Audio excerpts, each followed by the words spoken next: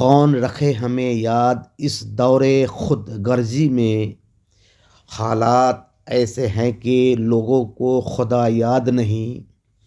علامہ اقبال فرماتے ہیں کہ یہ دور خود غرض ہو گیا ہے، لوگوں نے محسن کے احسانات کو بھی فراموش کر دیا ہے، حتیٰ کہ لوگوں کو احسان خداوندی بھی یاد نہیں ہے، جبکہ اللہ فرماتا ہے سورۃ البقرہ آیت نمبر 237، وَلَا تَنْسَوْا الْفَضْلَ بَيْنَكُمْ، یعنی آپس کے احسان کو فراموش مت کرو۔